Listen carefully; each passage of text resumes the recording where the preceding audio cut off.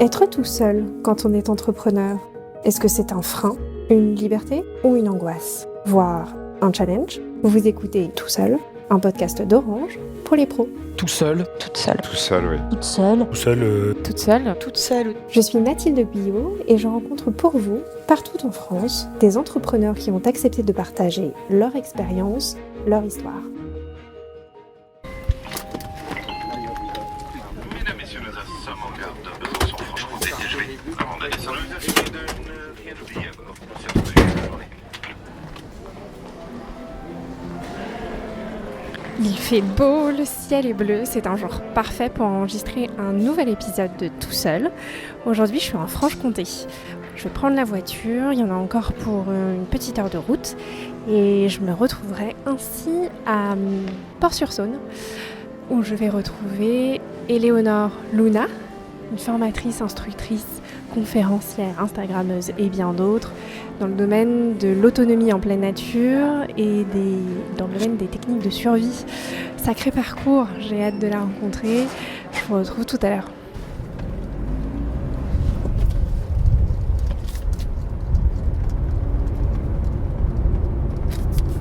Après 200 mètres, vous avez atteint votre destination sur la droite. Me voilà à Port-sur-Saône, au 59, j'aperçois la maison, j'ai un petit peu d'avance. C'est nous. Merci. C'est un peu le bazar parce qu'on prépare le Survival Expo. Merci de vous prêter aujourd'hui au jeu. Éléonore, je suis ravie d'être chez vous aujourd'hui, ici, là dans votre jardin. On est bien installés, accompagnés des petites poules, je vois dans le fond. Oui, qui nous surveille. Elle nous surveille, elle monitor l'échange. Est-ce que je peux vous laisser le soin de vous présenter brièvement à nos auditeurs? Oui, bien sûr. Donc, je m'appelle Éléonore Luna et mon vrai métier, c'est monitrice de survie. C'est particulier. Et donc, je suis monitrice de survie, je suis entrepreneur avant tout. Donc, j'ai une société qui s'appelle Time and Target. Et donc, je vais gérer à la fois une grosse part d'administratif et à la fois une grosse part d'activité terrain. Oui. Donc, je cumule les deux côtés. Ok. Est-ce que le grand air, pour vous, c'est depuis toujours quelque chose d'inné? Vous avez toujours aimé être comme ça en pleine nature ou c'est venu plus tard? Non, j'ai toujours aimé être en pleine nature. Je pense que j'ai une partie de ma famille, en tout cas particulièrement mon grand-père, qui m'a pas mal initiée aux joies de la rando et du trek et de dormir en refuge et tout ça. Et donc c'est toujours resté. Après, j'ai eu une grosse partie de ma vie qui était parisienne. Ouais. Vous étiez infirmière, non? J'étais infirmière, ouais. Oui. Pendant une quinzaine d'années, j'ai été infirmière. Et puis, dès que j'ai pu quitter Paris, j'en ai profité et je suis partie en province. Et puis, donc, il y avait de la nature partout. Donc, j'ai sauté sur l'occasion pour renouer avec cette passion de l'outdoor et puis partir en bivouac, en rando, en trek. J'ai fait de la course d'orientation, du trail, de la rando à cheval. Enfin bref, j'arrêtais pas.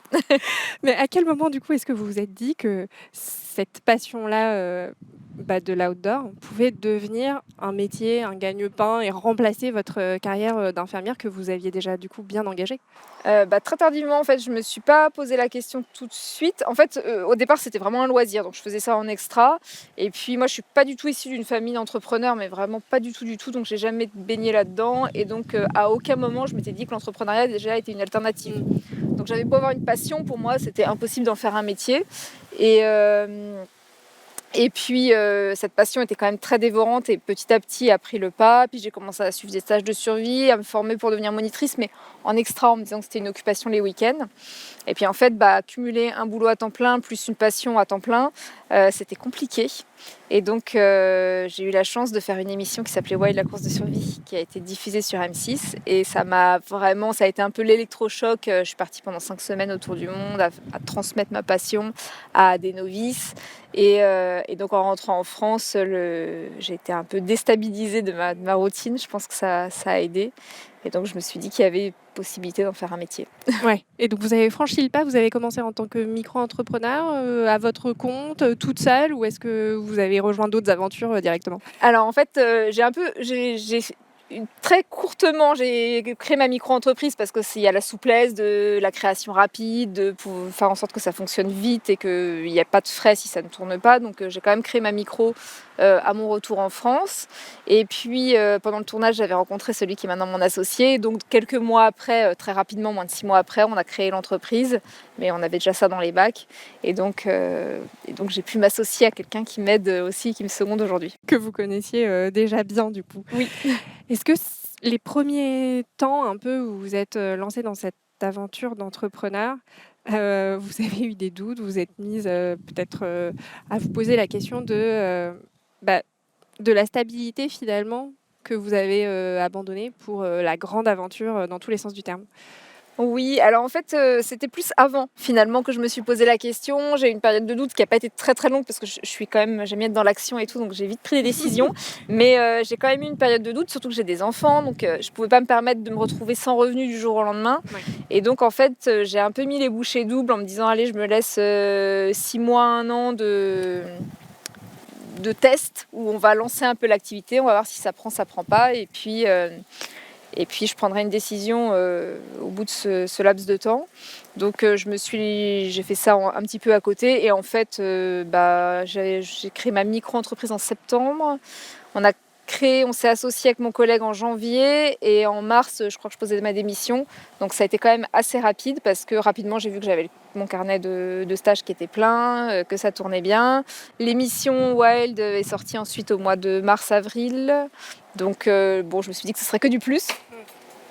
Et effectivement, ça a été que du plus, donc ça a décollé assez rapidement. Ça a décollé rapidement, ouais, tout à fait. Ouais, ça c'est un gros boost pour commencer et sa vie d'entrepreneur. C'est un gros poids, une grosse charge mentale en moins quand on sait que ça tourne et que financièrement c'est viable. Après, il n'y a plus qu'à profiter. Ouais. Est-ce que vous avez dû vous reformer un petit peu suite, parce que du coup vous étiez alors certes infirmière, donc vous disposiez d'un beau bagage déjà qui vous a servi et suivi.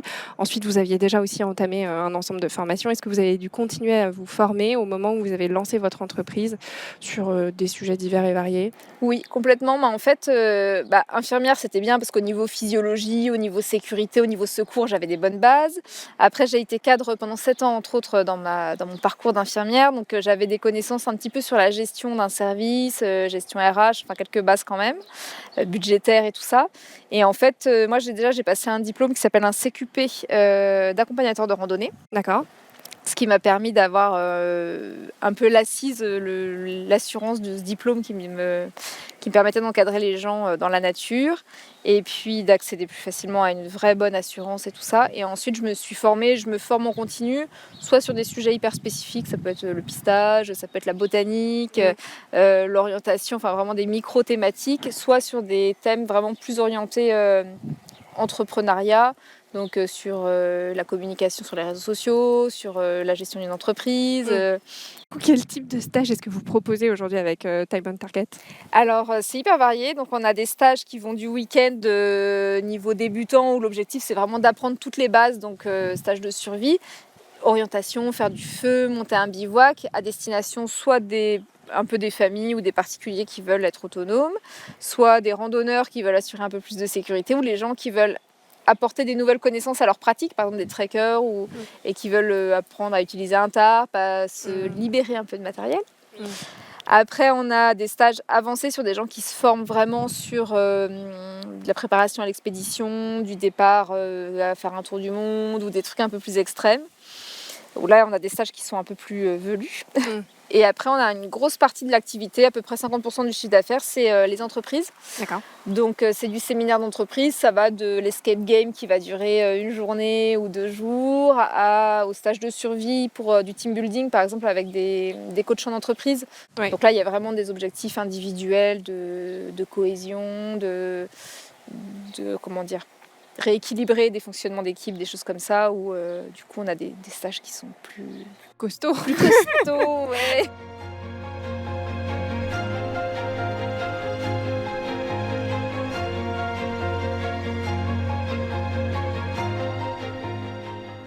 Vous multipliez quand même les casquettes. Vous êtes auteur, oui. Vous avez sorti des bouquins, on vous voit parfois à la télé, vous êtes conférencière, formatrice, vous êtes même influenceuse, on peut le dire un peu quand même. Un peu, oui. Comment est-ce que ces projets, vous les avez débutés? Est-ce qu'ils sont venus à vous? Est-ce que vous les avez trouvés? Est-ce que vous avez un agent? Dites-moi tout. Et ben en fait, j'ai jamais cherché rien, tout vient à moi. Waouh! C'est juste que je saisis les c'est royal. opportunités. Après, j'ai un défaut qui est peut-être une qualité aussi, je sais pas dire non.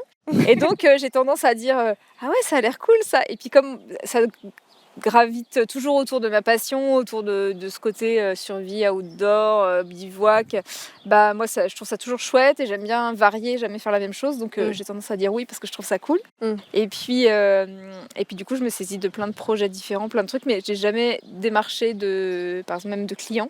J'ai jamais contacté une boîte en disant voilà, est-ce que vous voulez travailler avec nous? Tout vient et je saisis. Et puis quand ça se fait et que ça se confirme, c'est cool. Et puis quand ça se confirme pas, bah c'est pas grave. De toute façon, on peut pas tout faire dans la vie. Et Dans donc les activités qui gravitent du coup autour de ça, qu'est-ce qui vous a le plus plu et que là où vous êtes dit ah ça j'en ferais bien plus. Est-ce que c'était écrire un bouquin? Est-ce que c'était de faire de la télé? Est-ce que c'était de faire plus de conférences? Ah, j'aime bien tout, j'aime bien les séminaires. Séminaires d'entreprise, c'est chouette parce qu'en fait, c'est vraiment du sur-mesure. Donc à chaque fois, c'est nouveau, il y a un nouvel objectif, il y a une nouvelle équipe. Donc c'est toujours hyper varié et donc j'aime vraiment bien les séminaires d'entreprise.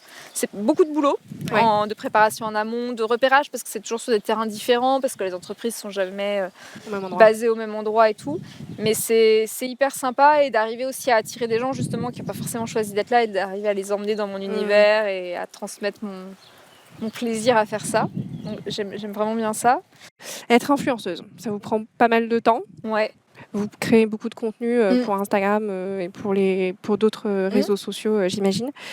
Est-ce que ça, par exemple, c'est essentiel au reste de votre activité pour vous ramener plus de clients, pour vous donner plus de visibilité, pour faire d'autres projets? Ou est-ce que c'est un truc que vous faites un peu quand vous avez du temps en hobby?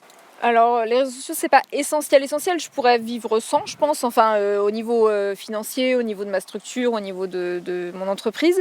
Mais c'est hyper agréable, c'est hyper plaisant. Ça permet de transmettre aussi à des gens, de toucher des gens qui viendraient pas forcément en stage parce qu'ils n'ont pas le temps, parce qu'ils n'ont pas envie. Et puis peut-être que ça peut permettre aussi d'attirer des gens qui vont commencer à me suivre et puis qui ne suivraient pas un stage d'emblée. Et finalement, ils vont finir par être... convaincus, par être convertis au plaisir de ça et me rejoindre en stage. Donc pour moi c'est une bonne porte d'entrée. Ouais, c'est une bonne porte d'entrée, puis c'est un plaisir aussi, c'est vraiment hyper sympa. Et vous échangez beaucoup avec votre communauté? J'échange beaucoup avec ma communauté, ouais, énormément. J'ai fait un live hier soir, j'ai fait pas mal de trucs. Et donc c'est super chouette et en plus ça me facilite un peu mon travail parce que ça m'oblige à réfléchir à des nouveaux sujets, à réfléchir à des façons de le transmettre, à des gens qui surfent de façon très très rapide, à catcher l'attention et tout. Donc c'est un autre exercice et j'aime bien. Donc c'est assez plaisant. Votre semaine généralement, comment est-ce qu'elle s'organise? Elle se partage un peu entre l'administratif pour votre boîte, entre des séminaires? Est-ce qu'il y a une saisonnalité dans votre année? Ouais, alors déjà il y a une grosse saisonnalité dans l'année, c'est que les gens ils veulent bien survivre, mais quand il fait beau c'est mieux. Survivre mais avec le soleil. Voilà, c'est ça. Donc grosso modo ça va être mai, juin, même avril, mai, juin. Et après septembre, octobre, juillet, août, il y a encore pas mal de stages de survie aux particuliers, mais c'est quand même plus calme parce qu'on n'a pas les entreprises. Donc ça permet d'avoir quand même un rythme un petit peu plus régulier. Et puis ma semaine, du coup, il n'y a pas vraiment de régularité, quoi, mais je vais travailler en début de semaine, je vais reprendre le fil. Généralement, au week-end, je suis en stage. Donc le lundi, je reprends le fil et il y a tous les mails du week-end qui se sont accumulés. Donc je reprends un petit peu plus sur l'administratif. Je vais essayer de me mettre à jour de ça, de répondre aux demandes, de faire un point avec la secrétaire qui va pas mal m'aider sur toutes les tâches administratives et la facturation, mais des fois elle a des petites questions, donc voilà, on fait le point. Et puis s'il y a des séminaires, je les prépare un petit peu au compte-gouttes, donc j'essaie d'avoir quelques semaines d'avance sur les programmes et tout ça. Et puis à partir de milieu de semaine, je vais préparer le matériel pour les stages du week-end. Donc soit c'est moi qui les encadre, soit c'est des gens qui prennent des piges, qui travaillent pour nous en freelance, qui vont faire les stages. Donc des fois je prépare le matériel pour eux. Des fois ils ont déjà leur propre matériel, c'est plus rare mais ça arrive. Et donc je fais un peu la navette, le lien et je coordonne tout ça. Okay. Les différents intervenants, les différents terrains, les contacts entre les clients et les intervenants, la répartition du matériel. Donc en gros c'est un peu l'idée. Début de semaine plutôt l'administratif, fin de semaine plutôt la partie un peu plus terrain. Et puis voilà. L'autre jour, je relisais un petit peu sur votre site internet le fait que voilà, votre spécialité, c'est l'autonomie en pleine nature et les techniques de survie. Et je me suis dit qu'en fait, c'était peut-être aussi une définition de l'entrepreneuriat, d'être autonome en pleine nature et d'essayer de survivre dans ce Dans cette milieu-là. jungle. C'est ça, exactement. Je pense qu'il y a beaucoup de parallèles à faire. Est-ce que pour vous, l'autonomie qui peut être parfois un peu de la solitude ou la façon de travailler tout seul de manière générale, c'est confortable? C'est quelque chose que vous aimez bien? Alors oui, c'est confortable parce qu'on gère tout. Alors moi qui suis vachement dans la maîtrise et dans le contrôle, ça aide. Donc c'est bien. Là, moi, j'arrive au stade, enfin je l'ai déjà dépassé je crois, mais le stade où c'est plus possible de faire toute seule, donc il faut que j'arrive à me faire aider. Mais déléguer, c'est pas évident, c'est pas facile. On a toujours un certain niveau d'attente. Est-ce qu'on renonce définitivement à une forme de stabilité ou de confort financier quand on est entrepreneur? Non, je pense pas. C'est une autre organisation parce qu'il n'y a pas le salaire qui tombe tous les 5 du mois ou voilà. Mais moi, j'ai quand même une certaine régularité. Maintenant, j'ai quand même de la visibilité sur l'année. Donc, je sais qu'effectivement, il y a des mois qui vont être très denses et beaucoup plus rémunérateurs et des mois un peu plus creux. Mais malgré tout, j'arrive à lisser sur l'année. Donc, il y a pas de... Je ressens pas de tension financière. Je fais attention, mais je ressens pas de tension financière. D'ailleurs, en parlant de prix et de finances, est-ce que ça a été difficile pour vous de fixer les bons prix et de trouver combien vaut son travail? Ouais, c'est encore très très dur. Il y a un mélange de syndrome de l'imposteur, alors ça on m'a dit, apparemment les femmes ont tendance à moins se rémunérer que les hommes. Étrange. Et puis encore plus quand c'est un métier passion. Parce qu'on a l'impression de faire payer les gens pour quelque chose qui est trop cool et qu'on prend du plaisir à faire, donc c'est difficile de bien se rémunérer. Donc oui, c'est très difficile. Et on vous l'a déjà dit ça, on me l'a déjà dit. Ouais. J'ai gagné un prix d'entrepreneuriat l'année dernière et donc j'ai été coachée entre autres, enfin j'en ai même gagné 2. Et j'ai été coachée là pendant 9 mois sur l'accélération de l'entreprise et tout ça par vraiment des spécialistes de l'entrepreneuriat. Et donc on a beaucoup travaillé là-dessus. Donc je corrige un peu le tir petit à petit et je facture plus le vrai temps de travail que je passe sur chaque projet. Donc bon, ça prend du temps, mais petit à petit, ça se fait. Est-ce que vous êtes dans un secteur où les femmes entreprennent assez peu? C'est un monde de mecs ou pas? La survie, c'est un monde de mecs. Clairement, ça, il n'y a pas de doute. On n'est pas beaucoup de femmes dans ce milieu-là. Dans le milieu de l'outdoor, en général, c'est quand même plus masculin aussi. Même si on regarde les accompagnateurs de randonnée, tous les coachs sportifs et tout ça, il y a quand même moins de femmes. Le fait d'être une femme, d'un autre côté, ça m'apporte de la visibilité aussi, parce qu'on est plus unique.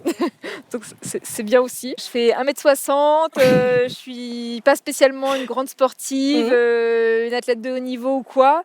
Et pourtant, j'ai fait des trucs de malade, des trucs pour le commun des mortels, c'est des trucs de dingue. Et donc, comme quoi? Comme traverser la jungle amazonienne sans rien, trouver de la nourriture au fin fond du Botswana, me faire courser par un jaguar, aller pêcher au fin fond d'une mangrove en Indonésie, enfin des trucs qui sont incroyables. Et finalement, en vrai, à condition de le vouloir et de s'en sentir capable, c'est à la portée de tout le monde.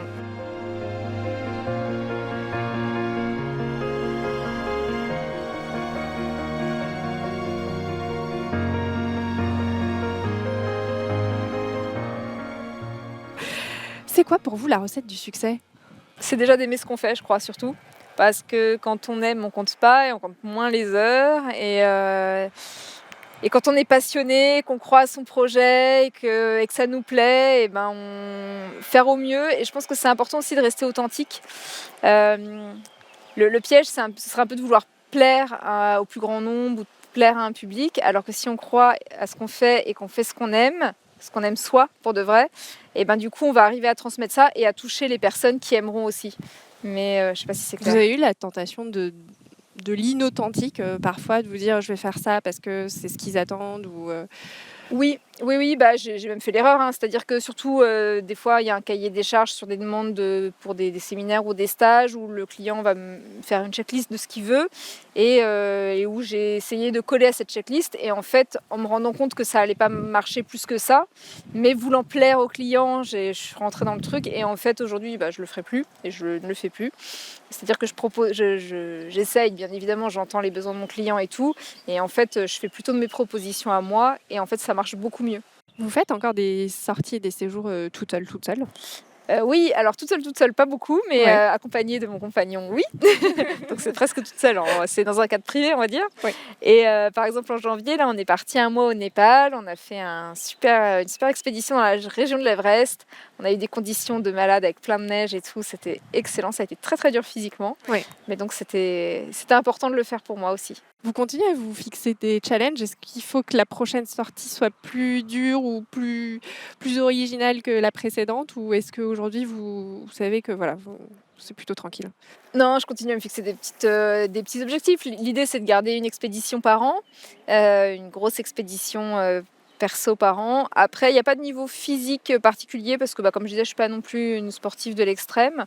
Et donc, il y a des gens qui sont beaucoup plus sportifs que moi et tout. Donc, je ne suis pas à la recherche de records, mais de records perso, de faire mieux que moi. Et surtout des horizons hyper variés. Il y a plein de trucs qui sont super chouettes et qui doivent être géniaux à vivre dans la vie, que ce soit un trip au fin fond de la Mongolie ou du Kirghizistan ou il y a plein de trucs à vivre et donc voilà, de chercher plus d'originalité, plus d'authenticité. Et puis après, les futurs challenges, ça va être avec mes enfants maintenant, qui commencent à être en âge de partir un petit peu à l'étranger. Un moment de solitude d'entrepreneur? Oula, il y en avait plein. Plus? Oui, plus. Ah. Ouais, il y a plus de moments de solitude d'entrepreneur que sur le terrain, parce que dans la nature, ça fait partie du plaisir. Dans l'entrepreneuriat, ouais. C'est un peu subi. Ouais, c'est un peu subi. Toutes les démarches administratives, c'est compliqué. Les bilans comptables, c'est pas tellement mon truc à la base. Et donc là, je me sens bien seule face à mes factures. J'ai travaillé là-dessus, c'est moins pire. Le contrôle fiscal de la semaine dernière, je me suis sentie bien seule. Très bien, j'ai eu le rapport. Là, tout est parfait. Donc, c'est des petites victoires, mais sur le coup, c'est des grands moments de solitude. Du coup, les projets? Les projets, continuer à développer, faire passer le dur de la saison, parce que là, on est en plein dedans. Donc, j'ai encore 1 mois et demi la tête sous l'eau. Ensuite, on a des locaux qu'on a achetés. Donc, on va pouvoir s'installer normalement d'ici les grands maximum en septembre, on y sera. Mais je pense que courant de l'été, on y sera déjà. Donc, des vrais locaux. Et du coup, on pourra prendre des vrais stagiaires à demeure sur l'administratif, parce que pour le moment, on avait plus de stagiaires terrain. Et puis envisager plus sereinement les embauches à venir. Et puis des beaux départs. J'ai des départs à l'étranger qui sont prévus. On a plein de choses en fait. beaucoup de projets. Ouais. Est-ce que vous, dans vos projets, il y a aussi reconfigurer votre emploi du temps et vos disponibilités? Vous donnez plus de temps pour vous? Oui. Oui, il y a un énorme projet qui est en cours depuis plusieurs années, mais entre-temps, il y a eu le Covid, il y a eu pas mal de... l'activité un peu en dents de scie, donc ce manque de visibilité n'a pas permis facilement de me restructurer au niveau de mon planning. Mais là, l'objectif, c'est clairement d'être moins sur le terrain pour les stages week-end, de me reconcentrer plus sur les séminaires où là, j'ai vraiment des compétences qui sont pour le moment très rares et que peu d'encadrants ont. Donc de me recentrer plus sur l'activité séminaire, de déléguer plus les stages à mes collègues, de renforcer l'équipe et puis de m'entourer plus sur l'administratif pour me dégager du temps et avoir un petit peu plus de régularité là-dessus, quoi. Merci beaucoup, Éléonore, de nous avoir reçus. C'était un vrai plaisir d'échanger avec vous. Oui, c'est un super plaisir aussi, partagé. Merci.